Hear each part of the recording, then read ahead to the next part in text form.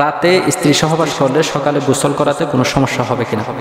এর জবাব হলো, প্রথম কথা হলো যে সূরা বাকারা 187 নম্বর আয়াতে আল্লাহ বলেছেন যে রাত্রিবেলায় রোজা রেখে রাত্রিবেলায় স্ত্রী সহবাস করা যাবে, এটা কোনো সমস্যা নেই।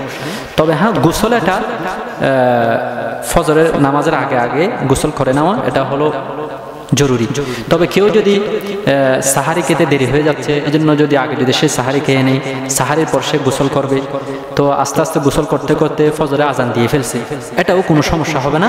কারণ বুখারী হাদিসে এসেছে 1925 নম্বর হাদিস, আন্না রাসূলুল্লাহ সাল্লাল্লাহু আলাইহি ওয়াসাল্লাম কানা ইউদরিকুল ফজর ওয়া হুয়া জুনুবুন মিন আহলি সুম্মা ইয়াগতাসিলু ওয়া ইয়াসুমু, যে রাসূল অনেক সময় ফজরে আজান দিয়ে ফেলতো রোজা অবস্থায়, অর্থাৎ রমজানে আর কি, রমজানে অনেক সময় ফজরে আজান দিয়ে ফেলতো, তারপরে নবী সাল্লাল্লাহু আলাইহি ওয়াসাল্লাম ফরজ গোসল করেন নাই।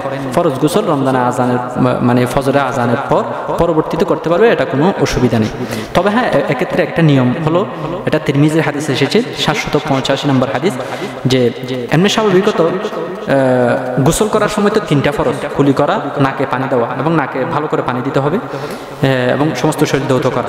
কিন্তু এখানে কেউ যদি রোজা অবস্থায় যদি ফরজ গোসল করে, তখন বালিগ ফিল ইস্তিনশাক ইল্লা আন তাকুনা সায়মা, রোজাদার অবস্থায় তখন নাকে ভালো করে পানি দিবে না এবং কুলি করার সময় গলগলা করবে না।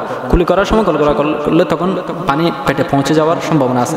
নাকের মধ্যে ভালো করে পানি দিলে তখন মগজে পানি ওঠার সম্ভাবনা আছে, সেই হিসাবে ভালো করে কুলি করবে না, স্বাভাবিকভাবে কুলি করবে এবং নাকের মধ্যে পানি শক্তভাবে মারবে না, স্বাভাবিকভাবে নাকের মধ্যে পানি দিবে।